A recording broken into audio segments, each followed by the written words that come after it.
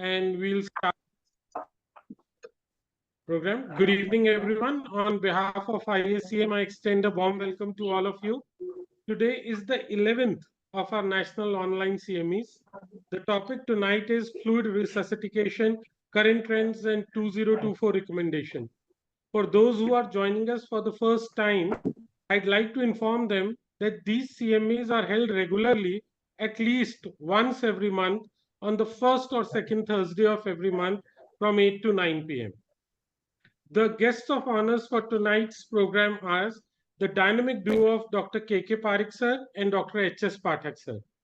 Dr. K.K. Parikh sir needs no introduction. He is past President API, past Dean Indian College of Physicians, and immediate past President of IACM. It was his idea to have these CMEs, and he has been actively involved in planning and execution of all these CMEs from day one. He's traveling tonight, and we will be with us shortly when we'll request him to say a few words to our audience. The second guest of honor tonight is none other than our current president, Dr. H.S. Pathak sir. Sir is also the chairperson of West Bengal chapter of API. Sir is an astute clinician, great teacher, and above all, an exceptional human being. He's taken a keen interest in all these CMEs. He's provided help, encouragement at every step of the way. And under his inspirational leadership, we will soon be starting with his dream project, that of clinical case presentation from the next Thursday of this month only. I will now request Dr. Pathak sir to say a few words to our delegates. Good evening, everybody. At the outset, I thank Dr. M P Singh, the main, the key person and the main organizer of all these clinical programs for the kind word. On behalf of Indian Association of Clinical Medicine, I welcome our chairpersons today, Dr. Professor Emil Sani, Dr. K. N. Singh, and Dr. Agrawal are all great academicians. They will be here in your program today. I also welcome all the members of the executive committee of IACM and all the delegates who have joined today. I also welcome all postgraduate students all over India who have joined this program today. Without wasting any time, I now hand over the podium to Dr. M P Singh for further conduct of the program. Thank you. Thank you, sir, for your kind words. It is a matter of great pride for me to welcome Dr. Emil Pusnani, sir, my teacher, as the chairperson for today's event. Sir is former director, professor, and head PG Department of Medicine, SN Medical College, Agra. He is one of the original founders of IACM. Sir has an exceptionally brilliant UG and PG career with more than 50 medals and awards to his credit. He has guided more than 100 theses for MD medicine and has published more than 50 papers in various reputed national and international journals, including BMJ. Sir is an exceptionally brilliant clinician and teacher, and we still remember his methodical way of teaching. He has been so meticulous in everything he does. We are truly honored to have you with us tonight. The other chairperson tonight is Dr. K. N. Singh, sir. He has very graciously accepted our invitation to be a chairperson at such short notice, and we are really blessed to have you with us. Sir is head Department of Nephrology and Multiple Organ Transplant at Apollo Hospitals, New Delhi. He has more than 30 years of experience in nephrology.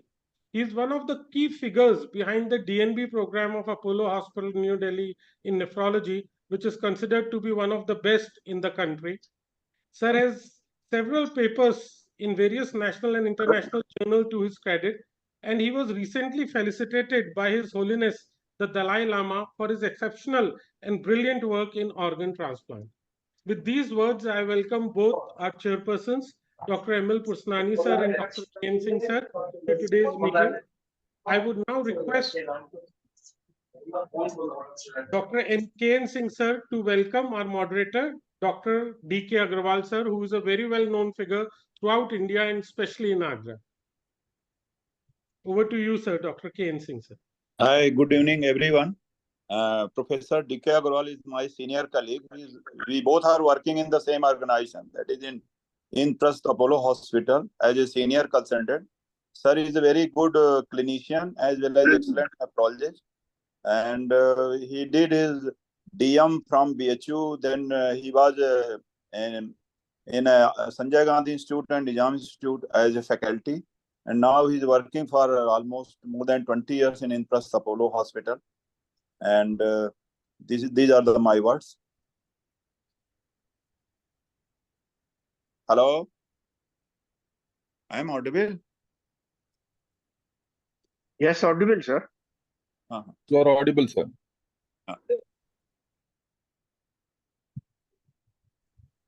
Dr. M P Singh.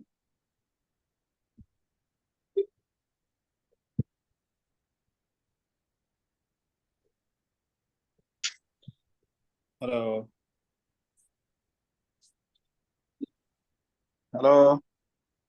Dr. MP, you are on mute. Right.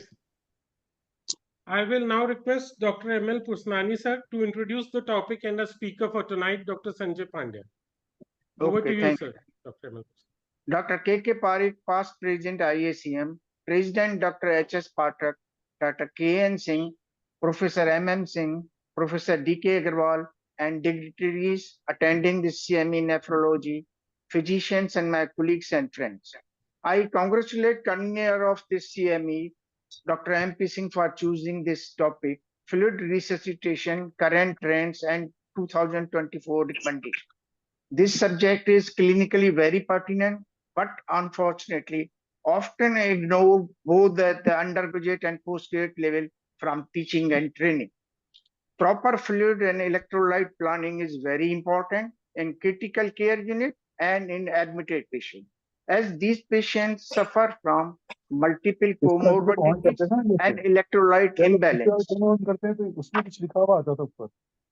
Young physicians find it difficult to choose which type of the fluid, how much, and at what speed.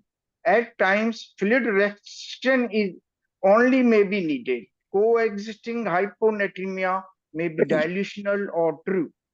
Wrong decision can lead to grave consequences as central pontine myelinosis, serious volume overload, pulmonary edema in cases of heart failure, renal failure, and cirrhosis with general NSR. Guidelines for sepsis shock resuscitation has seen alteration from time to time. For fluid resuscitation, different guidelines have been recommended by societies of different countries from time to time. Dr. Sanjay Pandya will be discussing these aspects and latest recommendation in 2024. Dr. Pandya is a star speaker on this topic and always in demand for his deliberation on these topics in various national and international conferences and CMEs. It is a matter of great honor for India that Dr. Pandya's book on nephrology is read and acclaimed internationally and has been translated in many languages of different countries involved. Dr. Sanjay Pandya is senior consultant nephrologist at Rajkot, Gujarat. For his further information and introduction, I will like to share this slide.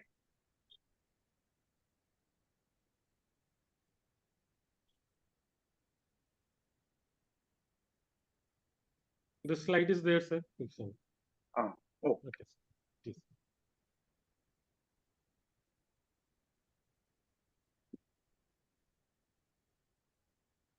Thank you, sir, for the brilliant introduction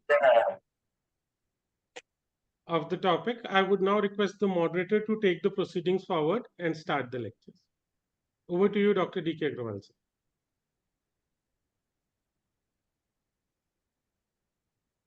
Sir, you are on mute. Please unmute yourself, Dr. Agarwal.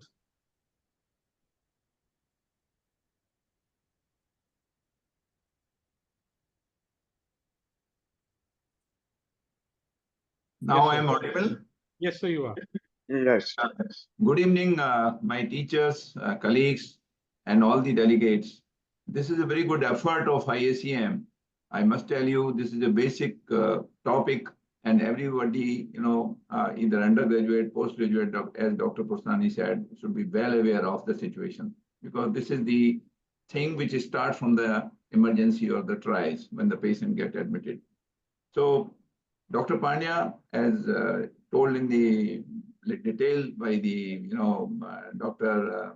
Pursnani, is a master of fluid therapy and electrolyte balance, imbalance and acid-base imbalance.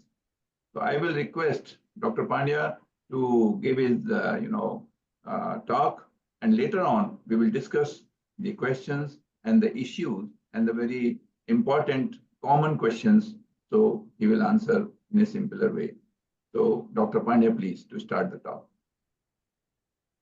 Thank you, sir. Any questions may be put in the chat box, which will be taken later by our moderator, Dr. D.K. Agrawal.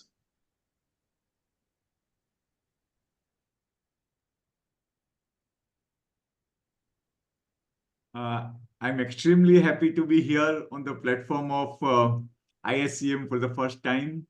Respected Parikh sir, respected Pathak sir, today's chairman, Dr. M Pursnani sir, K.N. Chuk sir, and our today's moderator of the program, Dr. D.K. Agrawal sir. I would like to thank M P Singh sir for giving me this opportunity as a team.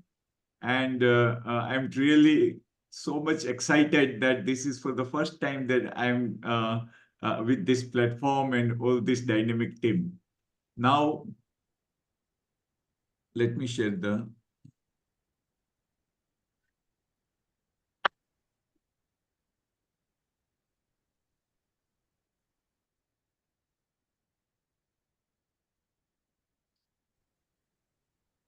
my slides are visible? Yes, sir, they are. Now, today I am going to talk about fluid resuscitation. Topic is very important because it's a very hot topic. And every day when we read, there is some controversy and there is a change. So the only constant in life is the change, whatever may be the field. And so is the fluid resuscitation. Now, when we want to talk about fluid resuscitation, the three major questions is that which fluid, how much, how fast, and how much. So step by step, we will take that how fast to give, how much to give, and which fluid to give. Now, it's very important that the right time of administering fluid should be chosen and fluid should be administered timely, because hypovolemic critically ill patient, if they are provided fluid early in the right time, then overall prognosis improves. Now, what is the right time? Initial 3 hours are the golden period, because adequate fluid administration during these first 3 hours, as per surviving sepsis guidelines, we strongly recommend that this is the vital time, and adequate fluid administration leads to perfusion of the vital organs and prevents many of the end organ problems. So to start and to pick up first 3 hours and utilize it is something which is very important. Now, the second thing that in first 3 hours, how much fluid should be given? As per surviving sepsis guideline 2021, at least 30 ml per kg of IV fluid should be given in most of the patient who presents with shock, provided there is no other contraindication like congestive heart failure and many other. But in general, if we don't have any contraindication, remember that 30 ml per kg in 3 hours means, suppose if patient is weighing 70 kg, that means 2 liters needs to be given in first 3 hours, and therefore roughly 700 ml in 1 hour. That is the optimum volume of fluid administered, and this fluid administration is going to be very rewarding. So first 3 hours and 30 ml per kg is something which is very important. And then subsequently comes that what will be the right kind of the fluid, because in any patient, if the right kind of fluid is given, it's going to be very, very important and yielding. So which solution should be used as a resuscitation fluid is something which is very important. Now, we have so many fluids available to us. So out of this fluid, what to give, I will discuss in 4 different parts. The first is physiological basis. Then comes the crystalloid versus colloid, saline versus balanced fluid, and amongst balanced fluid, which and why. The first part will be a physiological basis. Now, what is the base? Why we select one fluid over the other? Should we give 5%? Should we give crystalloid? Should we give colloid or blood? Answer is that while selecting fluid, it's important that ability of given fluid to expand intravascular compartment. Now, if the intravascular compartment is expanded effectively, blood pressure will improve. Now, let us see that how different fluid works. The first and foremost is 5% dextrose. If we give 1 liter of 5% dextrose, then how much will be the expansion in the intravascular compartment? The answer is something which is a bit surprising. And many of the PG students are not aware that out of 1 liter of fluid infused, only 83 ml is retained inside the intravascular compartment. And therefore, the fluid given will not effectively raise the blood pressure. And therefore, such fluid is going to be useless in initial resuscitation. Against that, the fluid, isotonic fluid like saline and ringus lactate are preferred fluid because they are sodium-rich fluid. And therefore, as sodium is distributed only in ECF compartment, when 1 liter of fluid is given, either saline or RL, that will distribute entirely in ECF volume, and therefore the volume which the expansion of the intravascular volume will be somewhere around 300 ml, and therefore this is very effective fluid. The last, the fluid like colloid and blood. These fluid are distributed exclusively in intravascular compartment, and therefore whatever volume we infuse will stay there, and therefore ability to increase the blood pressure will be the best with colloids and blood. Not only that, the fluid like 20% albumin, if it is infused, then because it is hyperoncotic, its osmolality is high, it will shift fluid from other compartment to intravascular compartment, and the expansion of volume may be even 3 to 5 times. And therefore, the fluid in minimum volume with maximum expansion are going to be the colloid and blood. So this is something which is basic. And amongst, if we summarize, RL and saline are preferred, colloid and blood product are most effective, and don't use fluid like 5% dextrose or isolate hypotonic fluid. Now, 5% dextrose are ineffective to raise the blood pressure, carries risk of the hyponatremia. We don't use isolates for 2 reasons. Number 1, they are poor in sodium. And second thing, that high potassium, and therefore giving 30 ml per kg in 3 hours may carry risk of hyperkalemia. And all hypotonic fluids should be avoided. Now, sometimes we feel that saline is preferred because it's sodium rich, expands intravascular compartment effectively. So should we give dextrose saline? Because the dextrose will provide calories and saline will expand intravascular compartment. So is this the right logic? Answer is that no. We shouldn't use 5% dextrose containing saline because even in normal individual, large volume administration for resuscitation will lead to hyperglycemia, will lead to osmotic diuresis, and will lead to fluid loss. So in patient with dehydration, further loss of fluid is going to be harmful. And not only that, the increased urine output makes clinician biased that, oh, patient's hydration is good, urine output is good, let us slow down the rate of progression. And therefore, this can be harmful, and therefore avoid using dextrose-containing fluid for rapid administration during resuscitation. And only fluid which is useful are Ringer's lactate, or I will say balanced fluid, and saline. So these are the amongst crystalloid fluids which is preferred. Now, second part of discussion is that when we want to select, the first question is whether we should use crystalloid or colloid. So this is a controversy. And now we have mainly 4 players: crystalloids, normal saline and balanced fluid, colloid, albumin, and hydroxyethyl starch. So which one will perform best, that we will decide at the end. But then let us go ahead for the discussion. The crystalloid versus colloid.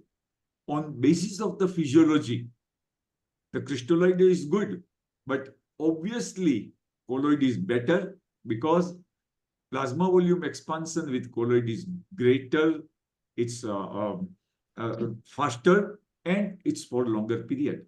And therefore, if we look at the efficiency, obviously colloid is better.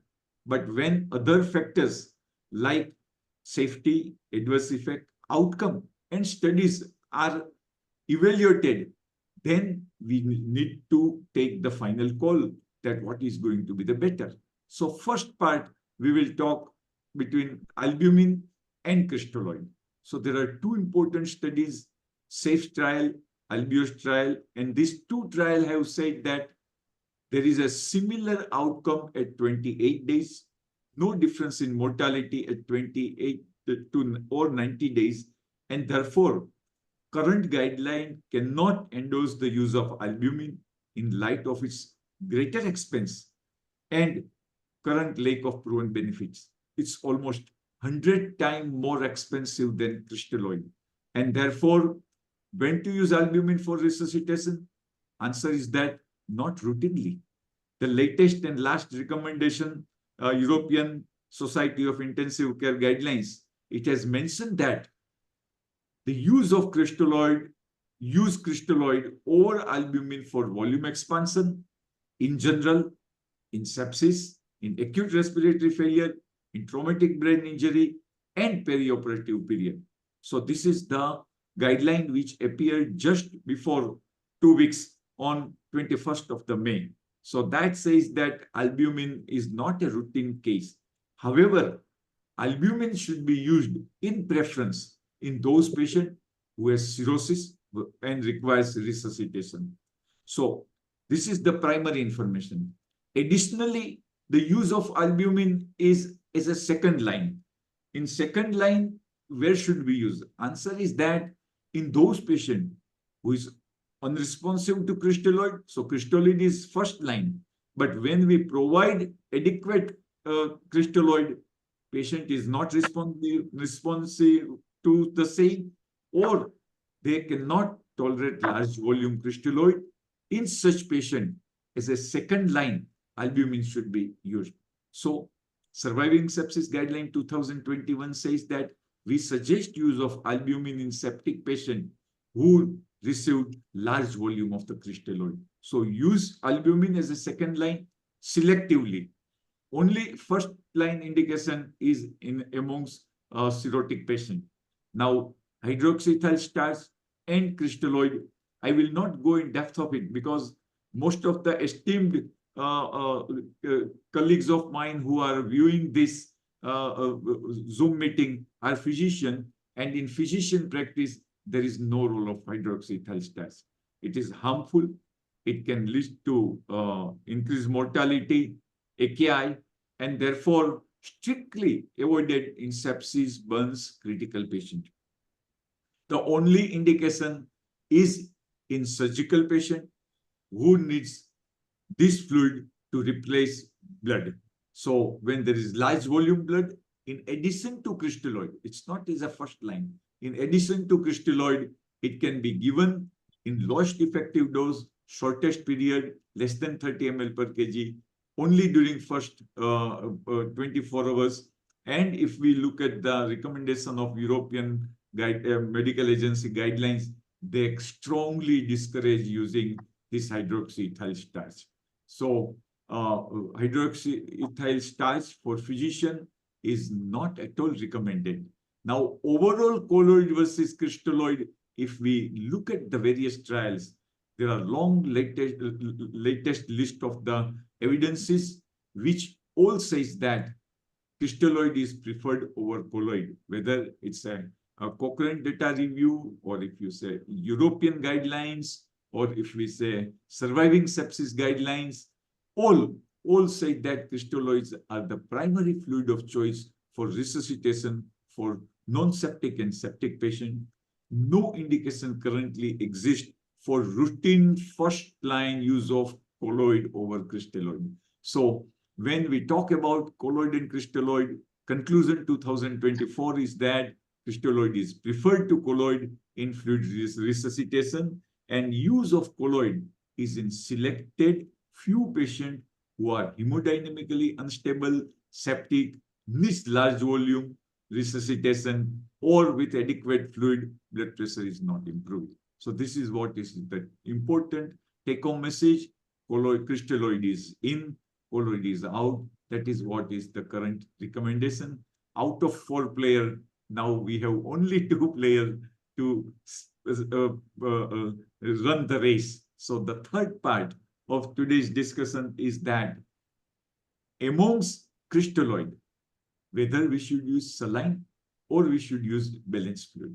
So this is the normal saline versus balanced salt solution is the battle between the best, because both are useful, both are potent, both are very good. We all are using both the fluid. So I have to discuss this on 2 bases. Number 1, physiological basis, and second thing, that what evidence tells us. So physiological basis, what is the difference in composition? Normal saline, 0.9% saline is not physiological normal. Some of the literature even mention that this is an abnormal saline. So why it is so? Because if you look at the composition, then the chloride concentration is 154, which is higher. pH is low. And second thing, that there is no buffer in the same. And because of that, this is not physiologically normal. Normal saline is harmful. Why?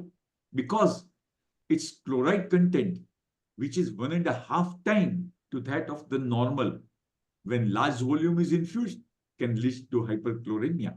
And this hyperchloremia is dangerous. It can lead to AKI, can reduce urine output, metabolic acidosis, hyperkalemia, abdominal pain, and even in blood homeostasis, it can be harmful, and therefore is not physiologically sound. Against that, if we look at the balanced crystalloid, like Ringer's lactate, it is physiologically more sound.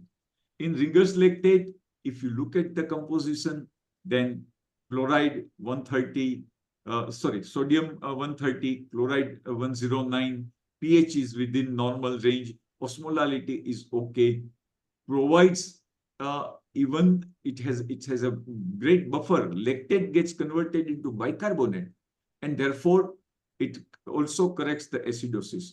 So its electrolyte composition, it matches with that of the plasma. That is number 1 thing. Number 2 thing, that it provides buffer and therefore exclude the risk of the hypercalcemia. And considering this part, this is more physiological fluid. Now, physiologically, saline as compared to saline, RL is more sound. But if we look at our past experience on physiological basis, the crystalloid was inferior and colloid was superior. But finally, we concluded that no, crystalloid is the first line and colloid is the second line. Now here, physiologically, balanced fluid is superior. But what evidence tells us? So normal saline versus balanced fluid, we need to have evidence-based selection, and therefore let us have the fight between two. And there are 3 rounds with us. The round first will say that normal saline is better. This round second, that balanced fluid will be better. And then round 3, that both are equal. So let us see that how the saline versus balanced fluid perform and what is going to be the conclusion. The first round of the fight between the saline versus balanced fluid is that normal saline is better. So do we have any evidence first that normal saline is the first line use, the first line fluid, IV fluid use worldwide? If you look at the statistic, then it only in USA, annually more than 200 million liters of normal saline is used. So that is something which is very important. Normal saline is used as the default crystalloid of choice for fluid resuscitation. That is what is mentioned in some of the papers. And normal saline is preferred because easy availability, low cost, even compatible with the blood, unlike Ringer's lactate. So on basis of this data, we will say that saline is better than normal saline. But where is the evidence? There is no evidence. This was the practice description that we are using normal saline. USA people are using 200 million liters, but there is no data which says that saline is better than balanced fluid. Now, if we take the second round, in this round, we would like to say that balanced fluid is better than normal saline. The question arises that, do we have any evidence? Now, if we look at the evidence, there is a long list. There are strong evidences. And this, I will narrate some of the literature, some of the trials, and some of the guidelines. Let us see. Now, abnormal saline, see, I won't describe the literature, but then I have only taken 3-4 major literature which says that it's abnormal saline, it's harmful. If we look at the trials list is long. I cannot narrate it in given such a short time. But out of this, the 2 trials which appeared in 2018, SMART trial and SALT-ED trial, these 2 trials is a strong evidence because this trial, which was performed in USA in 2018, over 15,000, more than 15,000 patients, this trial has concluded that there is a lower rate of death, renal replacement therapy, and persistent renal dysfunction with balanced fluid than normal saline. Clearly and very strongly, it has given the idea that no, balanced fluid is better than normal saline. And the last, that even guidelines like Surviving Sepsis Guidelines 2021 says that using balanced crystalloid, use balanced crystalloid over normal saline. So we have literature, we have studies, and we have guidelines, and therefore current trend favors the use of balanced IV fluid.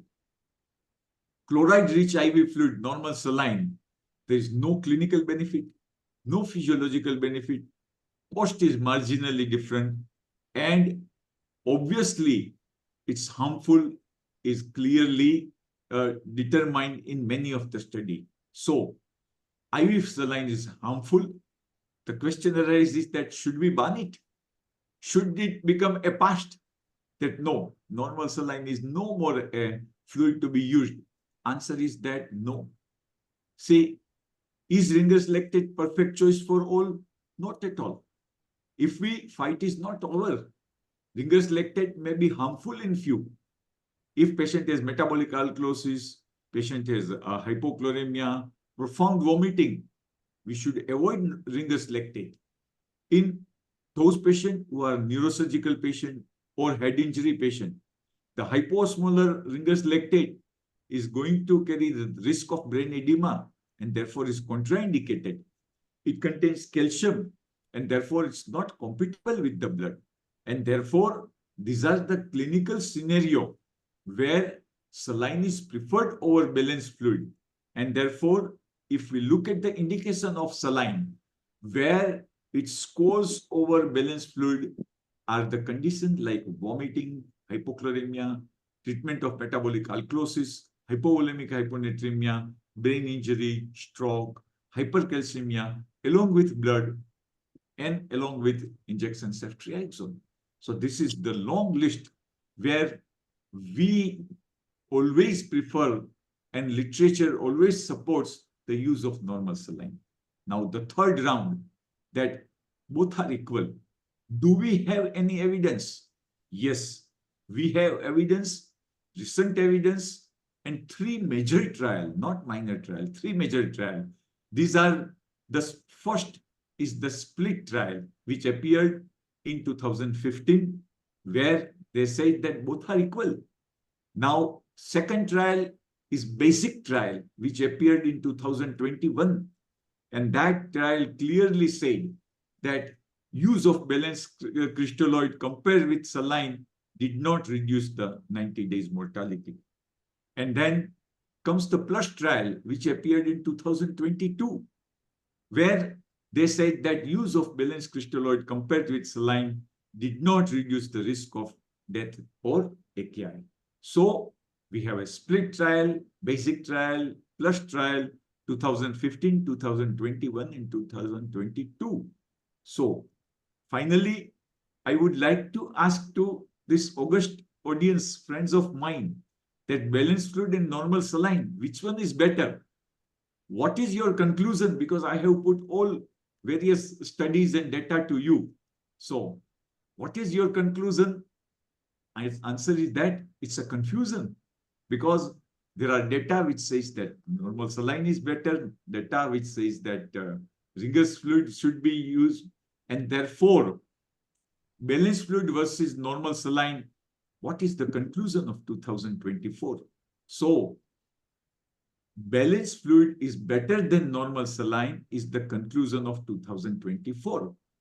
Then all of you say that there are data which favors, does not favor. So I would like to end with the reasons that why balanced fluid is better than normal saline and what is the scientific reason base of the same. First is the summary of major trial. If you look at the trials, then there are trials which says that balanced fluid is better. Look at the trials on the left side. Second thing, that there are trials which says that both are equal. But if you look at the right side in tug of war, that is there any trial which says that saline is better? Answer is none. So some of the, if we look at the example that there is a one-day match between Australia and India. Now 3 match India won. Now 3 match is draw. Then which team is more powerful? Whether the Australia or India? Answer is that India won the 3 match and Australia win the none. And therefore, on basis of it, we can say that as there is not a single trial which suggests superiority of NS over RL, balanced fluid is better. So this is the first reason. Second reason, look at the systemic review and meta-analysis.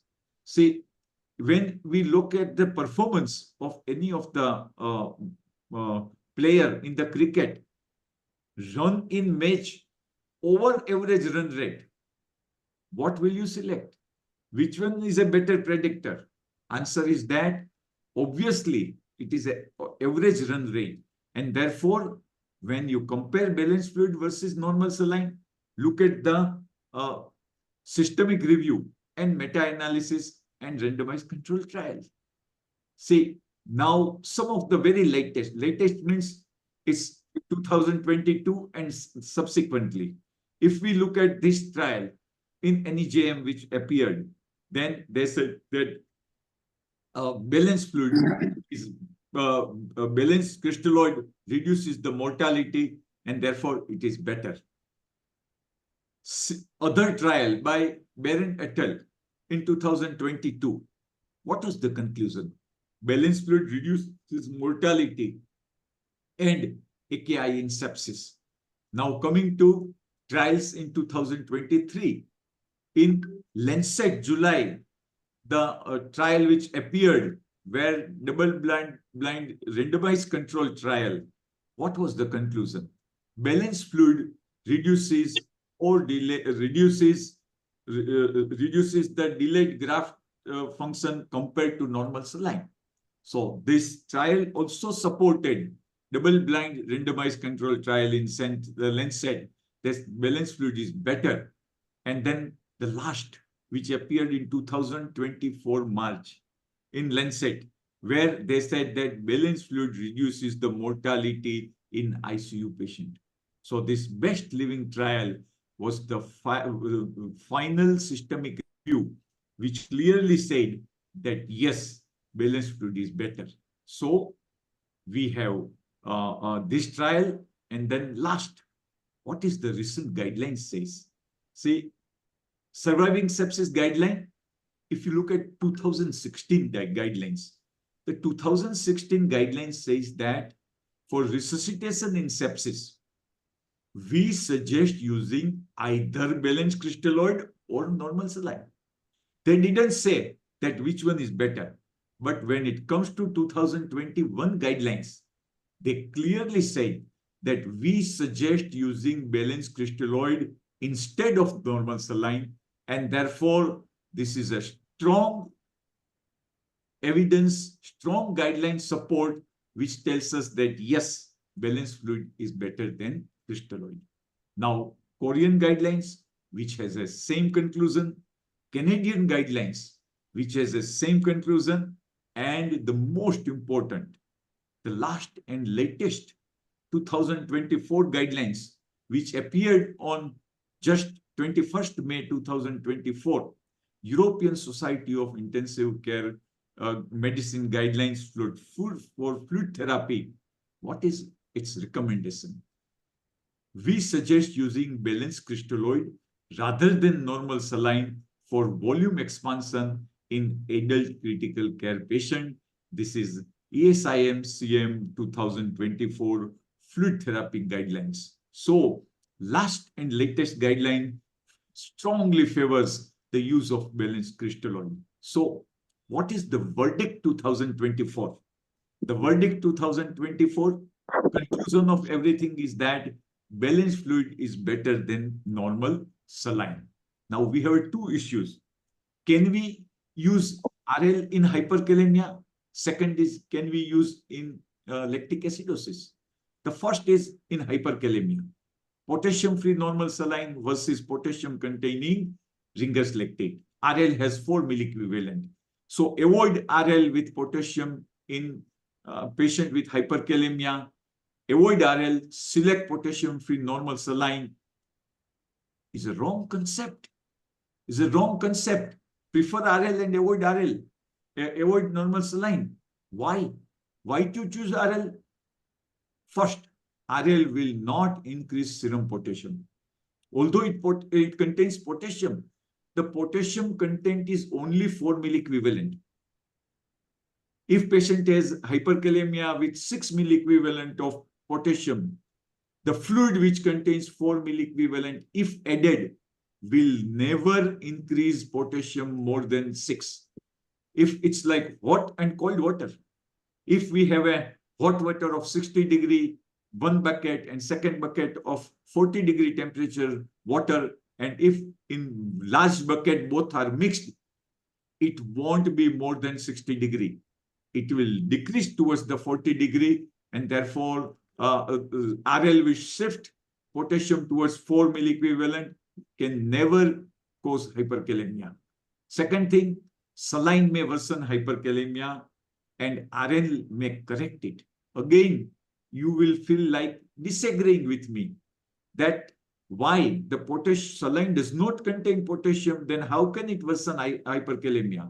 Answer is that potassium shift from ICF to CF have a greater effect on serum potassium level rather than actual potassium.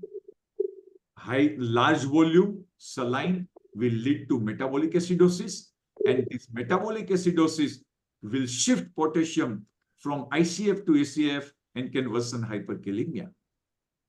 And reverse is the true, that when RL is given, it will correct metabolic acidosis, may lead to alkalosis, will shift potassium from ACF to ICF, and will reduce serum potassium level. And therefore, RL is safer, superior, and preferable to abnormal saline in hyperkalemia. Now, second question, that what is about lactic acidosis? Because if we will give RL, the lactic acidosis may get aggravated. Answer is that it's a myth. Lactate in RL is sodium lactate. And we need to differentiate between sodium lactate in RL versus lactic acid. See, anion lactate is in both. But anion lactate with HIN is lactic acid, which is acidic. Anion lactate with sodium is a sodium lactate, which is in RL, which is alkaline. So, lactic acid is harmful, and sodium lactate, as it is a buffer, provides bicarbonate, it's going to be beneficial, and therefore RL is safe in lactic acidosis. And the last part, that we have decided, we have concluded that balanced fluid is better. Then question arises that, is the RL best for all?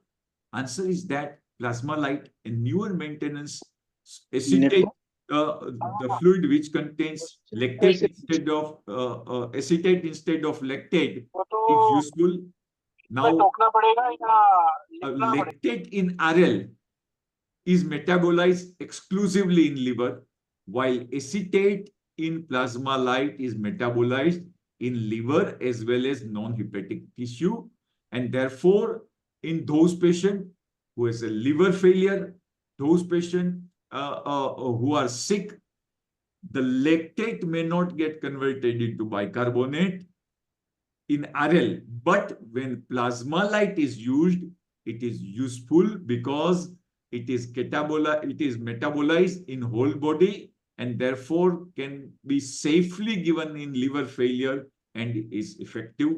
Plasma light does not contain calcium, so can be given with blood. Special benefit in critically ill patient with the plasma light, it can be effective. It is effectively correct metabolic acidosis, even in severe acidosis, even in severe shock, even in critical patient, septic patient, hemorrhagic shock, in patient with severe diabetic ketoacidosis, with liver dysfunction, with kidney transplantation, and therefore, in such critical patient, plasma light, which contains acetate, is useful. But take-home message is not that RL is inferior and plasma light is superior. The take-home message is that 90% of the patient needs ringus lactate. Small group of patient who has severe liver failure, critically ill, severely hypotensive, severely diabetic ketoacidosis, kidney transplant patient, in such small group of the patient, plasma light is beautiful, and therefore use it selectively. But again, I will repeat that in 90% of the patient, ringus lactate is excellent. In small group of patient, plasma light is unmatched. So now I would like to conclude 2024 guidelines that hypotension means normal saline. No. Hypotension means balanced fluid. Use RL first, use RL first, use RL first, use RL first. This is the take-home message. But when there is a fight, we need to work at different levels. So all fluid can be good and bad. Individualize the choice based on history, electrolytes, acid-base disorder. Acidotic patient needs balanced crystalloid. Patient with metabolic alkalosis hypochloremia needs normal saline. Normal saline is not first line of fluid, but use it in vomiting, hypochloremia, metabolic alkalosis, hypovolemic hyponatremia, brain injury, stroke with blood, and ceftriaxone. Plasma light, excellent fluid in small group, very critical, severely ill, acidotic, hypotensive, very bad decay patient, severe jaundice, and in major brain, liver, cardiac, and transplant surgery. So crystalloid are preferred over colloid in fluid resuscitation. Albumin used selectively in cirrhotic patient, in those patients where the requirement of the fluid is very high and they are unable to tolerate the large volume crystalloid. Hydroxyethyl starch for surgeon in small group. And with this, I would like to end and would like to introduce to this august audience my kidneyeducation.com website which is available in 40 languages. It's a proud of India. This website provides 200-page ebook in 28 international languages and 12 Indian languages, free to read, free to download, even free on the WhatsApp. Received more than 10 crore hits. And this is the number from which you can get 200-page kidney book totally free in all 40 languages. Who are we? We are the strong global team of more than 100 nephrologists. And we, as a combined effort, we worked for almost 15 years. And at the end of 15 years, we have reached to this level of providing kidney book in 40 languages. This website is free of all commercial support, no pharma sponsorship, no advertisement. We don't have even bank account of this activity. God has given me responsibility to spend my own money for this activity. We are blessed. So I request all of you to use kidneyeducation.com website for education of your patient. And in the last, I would like to thank all friends of mine for supporting this fluid therapy book, which is very popular. But there is a great news that in our API 2024 at Delhi, in inaugural function, we have launched third edition, evidence-based practical guidelines on fluid therapy, which is first of its kind globally, which provides all different kind of fluid therapy in surgical patient, medical patient, pediatric patient, obstetric patient. I mean, whatever you wish to know is available in this thing. And I'm thankful that API has strongly supported my educational activity all the time. This is the most popular Indian book with more than 1 lakh copies sold. And this is the fluidtherapy.org is the website from which this book can be obtained and also available at all medical outlets. And with this, I would like to thank all of you for giving me this wonderful opportunity. Parik sir and everybody, legendary API leaders are here, to whom I would like to thank for giving me this opportunity to talk on this very important subject. Thank you very much. Thank you again.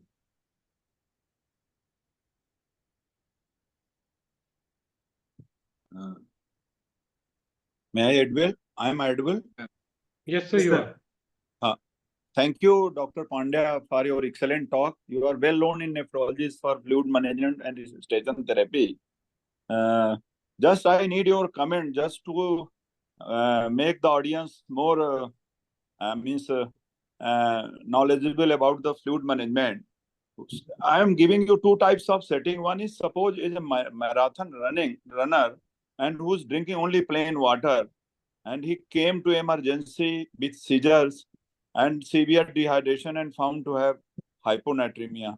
And another setting is that elderly person suffering from Parkinson's, more than 80 years, very poor intake, came to the emergency again with the seizure, and found to have hypernatremia, sodium more than 158, and in severe dehydration. In both the setting, what is your suggestion for the management of the fluid and management of the seizure?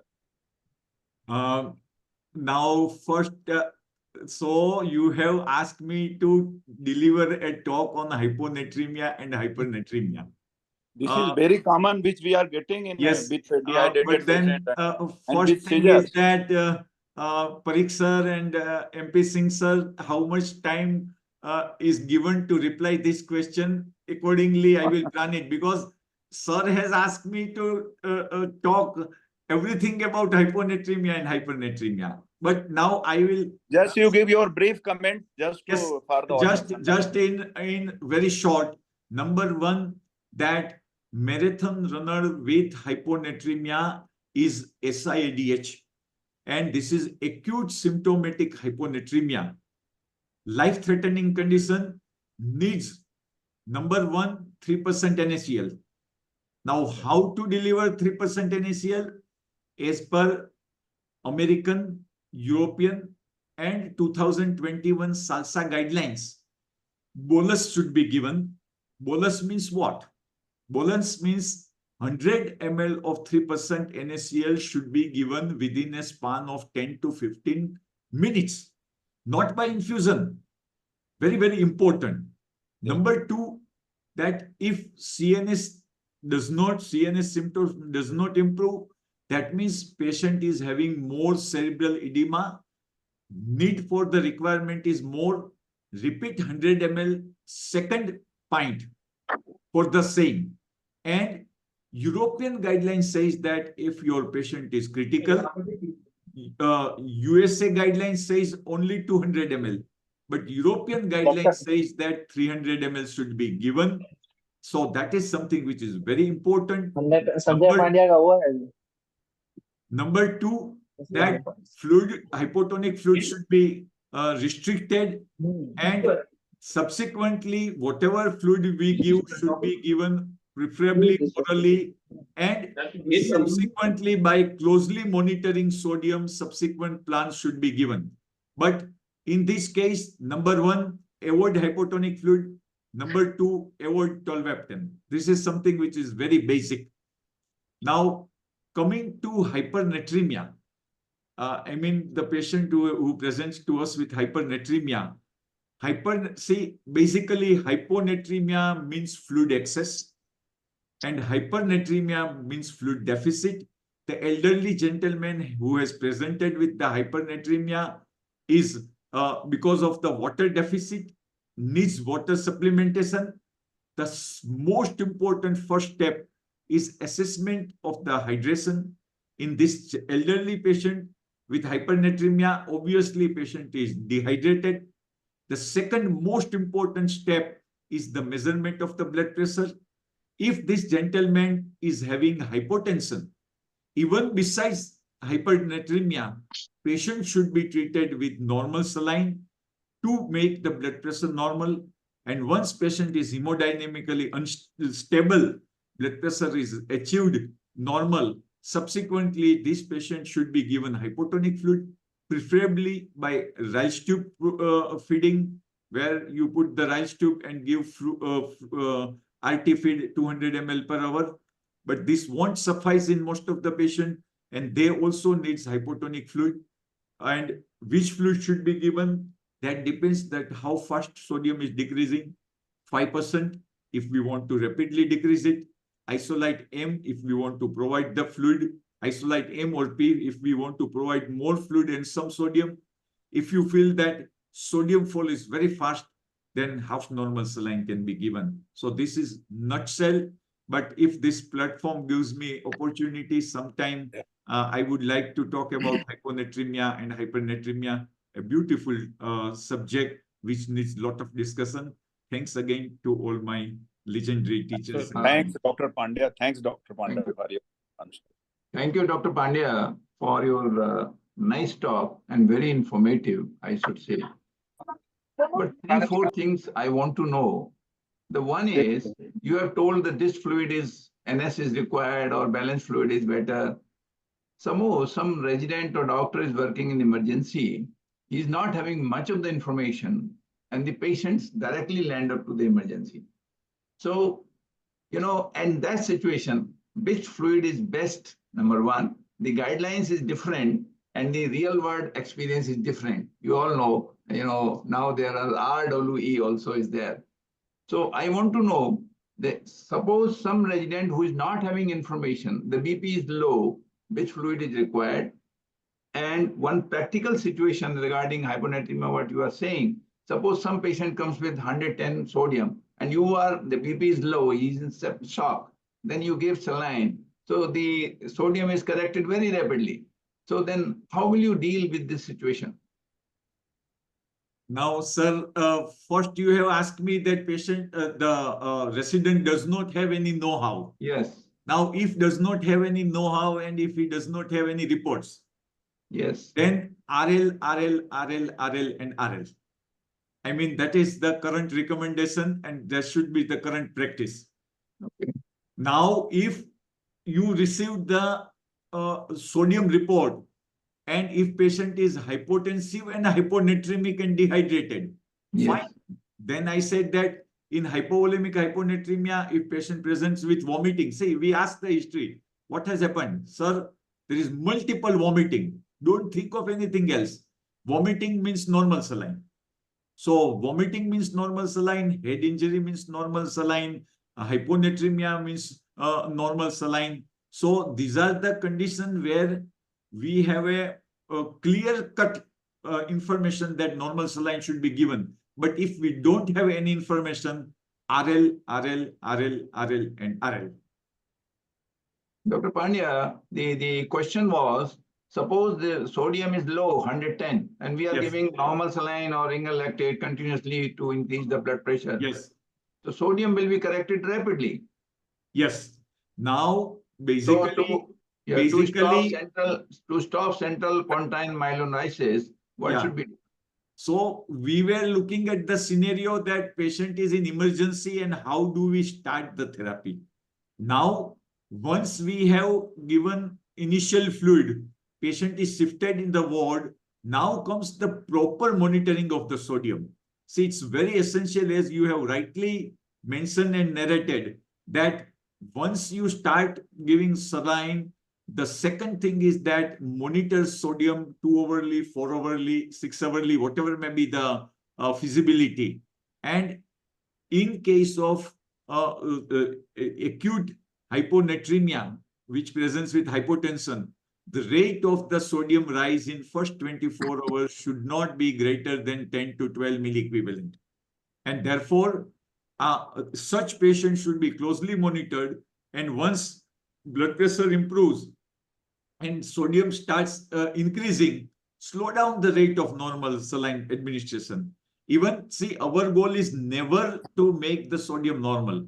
When we say, suppose, as you have said, sodium is 110. If the sodium becomes 116 or 17, slow down. If it reaches to 20, discontinue normal saline. So that's how, by monitoring sodium, we should titrate the rate of administration of normal saline. Yeah, we use, Dr. Pandya, I'm telling I may be wrong or right, we are using ADH preparations along with the saline, so that can increase the blood pressure as well as take care of the rapid correction of hyponatremia. Now I will ask the questions coming in the chat. Can we combine normal saline and ringer lactate and give alternatively? This question is from Mahadev Desai. Sir, whatever I say is the one which has an evidence base. In none of the trials, it is mentioned that you can give alternate. But question is that, very important, are we facing acidosis? Balanced fluid is better. Are we facing alkalosis like vomiting? Normal saline is better. So look at the clinical scenario. And we may not have ABG. So I won't say that look at the ABG, because all the time bicarbonate and ABG may not be available. So ask the history. What is the problem? It's vomiting. If it is vomiting, then normal saline. If it is not vomiting and it is not head injury, or it is not thiazide diuretics induced hyponatremia. That means in such a patient, only in such small group of patient normal saline, otherwise give RL, and there is no scientific rationale, no trial, no book recommendation of giving RL and normal saline alternatively, which is practiced many a time in many of the center. But I have yet to find out the supporting evidence for the same. Are you treating acidosis? Give balanced fluid. Are you treating alkalosis? Give normal saline. But then by giving alternate, what are you aiming at? I am not aware of it. Yeah, another query from Mr. Rajesh. Is any precaution to be taken if we give balanced fluid to a hypovolemic patients having risk factor for AKI? I will say that it is preferred, it is better, and it is recommended. See, in AKI, when balanced fluid is given, it not only corrects a hypotension, hyponatremia, but it also provides a buffer, and very, very importantly, it avoids hyperchloremia. So, by avoiding hyperchloremia, you are benefiting. Now, look at the scenario that instead of balanced fluid, if you have started providing a large volume of normal saline, it is going to cause hyperchloremia, and hyperchloremia per se leads to aggravation of AKI. Now, we are already dealing with AKI. On top of it, we are giving the fluid which is likely to cause AKI. That means it is going to be double reason to have the harm to the patient. And therefore, scenario very clear, balanced fluid is better, preferred, and safe. Yeah, this AKI is very common in ICUs, as you know, and you have rightly said that if we correct volume in first 2-3 hours, the incidence of AKI can be reduced by half, in ICUs. So next question is Dr. Kalra.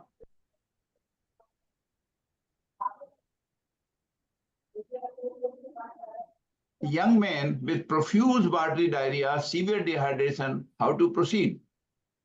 Obviously, now, first and foremost, you don't have the report because patient has come sick. Number two, profuse diarrhea means we need to give IV fluid and therefore start with RL. Number one. Number two, also encourage ORS. Number three, now you have time because you have started IV fluid fast at 30 ml per kg. 30 ml in first 3 hours, so 10 ml per kg body weight. And now get potassium done and if available bicarbonate done. If potassium is very low, or even if it is not very low but is on lower side, then see to it that you additionally provide potassium to it. Diarrheal fluid has two characteristics. Number one, it is rich in potassium and therefore carries risk of hypokalemia. The potassium content of RL is just 4 milliequivalent, and therefore never get biased that the hypokalemia of patient with severe diarrhea will get automatically corrected. You need to provide either coconut water or fruit juice or add KCl in pint and pay great attention to the hypokalemia part of disturbances in patient with diarrhea. But RL is preferred, and RL along with oral ORS both should be given so that it helps to improve the hydration status in better way. Yeah, another question from him only. Young pregnant lady with severe vomitings with leg cramps, how to infuse with hypertension and with hypertension? Infuse with hypertension and without hypertension. He's saying that there is a blood pressure is high or is normal. Now, first thing is that vomiting means normal saline. If patient is vomiting and needs IV fluid, obviously we will use normal saline. If patient is not hypertensive, we are safe. If patient is hypertensive, then the fluid does not changes. only the volume changes. That if patient is hypertensive, we may give the fluid in smaller volume, or if you want to, if the hyponatremia is not a problem, better to even provide half normal saline with dextrose. See, such patient also will need calories. So when patient is hypertensive, and if not hypotensive, hyponatremic, sorry, in that case, give half normal saline with dextrose, which will provide smaller volume of sodium. Instead of 154 milliequivalent, it will be half than that, 78 milliequivalent of 77 milliequivalent of sodium in the same. Another question from him only. He is having a lot of questions. Severe, last I am talking, severe dehydration with acute kidney insult and urea, how to manage? As I said just now, that manage with Ringer's lactate, because it will correct hypovolemia, it will help to correct hyponatremia, it will help AKI to recover faster because it provides bicarbonate, and no risk of hyperchloremia induce AKI on top of pre-existing AKI. Dr. Mahadev Desai and Dr. Mori wants to thank you for nice talk, and so Kalindini and Ms. Basist, wonderful lecture. So a lot of persons, they like your lecture. The one question is, RL, routinely for our DK patients and those with hypovolemic shock. What do you think about this use of RL? Beautiful question. A very great ending. That old textbook says that Jocelyn or whatever in diabetic patient, that normal saline should be the preferred fluid. But 2022 onwards, there are a lot of literature which says that balanced fluid is better than RL, better than normal saline, because see, diabetic patient is having diabetic ketoacidosis. Now, in presence of ketoacidosis, when say 3-4 liters of normal saline is given, hyperchloremic non-anion gap metabolic acidosis will occur. So patient is ketoacidosis, and on top of it there is normal anion gap metabolic acidosis. So it worsens, and therefore current literature strongly says that balanced fluid should be given. My choice is that if patient of diabetic ketoacidosis is reasonable, I will give RL. But if patient of diabetic ketoacidosis is very bad, BP not recordable and complication, then I will use Plasma-Lite. There are recent literature which says that Plasma-Lite is very beneficial in such critical diabetic ketoacidosis patient. Very good question. I'm extremely happy. Yeah, Dr. Pursnani wants to know use of plasma in resuscitation therapy. That is what I said, that when you want to go for resuscitation, 90% of the patient is Ringer's lactate. Balanced fluid is preferred, and Ringer's lactate is the one. But in those patients, number one, severe jaundice. Number two, severe hypotension, severe acidosis, diabetic ketoacidosis, critical patient, septic patient. The one which you feel, oh, is so bad, you are likely to lose them. In all such sick patients, use Plasma-Lite. Yes. Those patients who are stable, reasonable, use Ringer's lactate. Yes. So there's a lot of questions, but because of paucity of time, they can contact you by email or something. I want to have one question. What is the indication for N/2 saline? We are using a lot of N/2 saline in our experience daily. So which saline? N/2 normal, half normal saline. Oh, half normal saline. See, half normal saline is great. Up till now, what I talked is only resuscitation. When you want to give for maintenance fluid, for adult maintenance fluid, if you talk about, then the best current recommendation, if you go through up to date, then they will say that half normal saline with dextrose is the right kind of the fluid, number one. And and number 2, add KCl as per the requirement. So what is the role? The role of half normal saline, number 1, as a maintenance fluid. Number 2, in diabetic ketoacidosis, when initial shock phase is corrected and subsequently you want to give the fluid with low sodium content, the best choice is half normal saline. So, and if you are treating hypernatremia and you are in fear that sodium is coming down very rapidly, you want to give less salt and reasonably more fluid. At that time, you can give half normal saline. These are some of the important indications. In our 2024 practical guidelines on fluid therapy, there is one dedicated chapter on each IV fluid, that what will be the use and how best we can use. So, Dr. Pandya, very, very informative talk, and thank you very much for once again to answering all the questions. And a lot of questions were there. So I will give a session to the convener, Dr. M P Singh. It was an absolute delight to hear you, sir. It was one of the best lectures we've ever had on this platform. I would now request Dr. Parikh sir has joined us. Would Yes. propose the vote of thanks to everyone. Thank you, dear MP Singh. Am I audible? Yes, sir. Yes. Yes. So, Dr. Sanjay Pandya, compliment and congratulations for an excellent talk.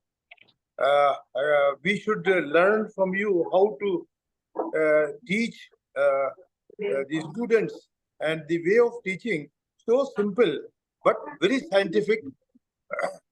So it's a really wonderful talk for postgraduates, for clinicians, for physicians. I think this is a very common practical guidelines which you have been talking, and we use them where it will be very useful for us in our day-to-day practice. So congratulations and proud of you, sir, and thank you very much for sparing your valuable time for this CME program. I also extend my sincere thanks to Dr. Pathak, who had been here, a great, excellent human being, a very dynamic president of IACM. Thank you so much for sparing your valuable time, sir. Dr. Pursnani, ex-HOD Medicine, SN Medical College, and founder member of the IACM. Thank you very much, sir, for being here on this online CME program. And Dr. D.K. Agarwal, I think we are meeting after a very long time when you came to Kota. Do you remember? Yeah. Yes. So thank you very much, sir. And in the interaction, the most important thing is the queries of the delegates to be satisfied. That is how you ask the questions and how Dr. Sanjay Pandya gave the answers. So satisfied. So thank you very much again, sir, for being here on this online CME program. Hopefully, we may have another session on hyponatremia or hypernatremia. Yes. So that will also be useful. So thank you very much, delegates. Your presence, I think we had a maximum number of delegates today on this very good topic which we had.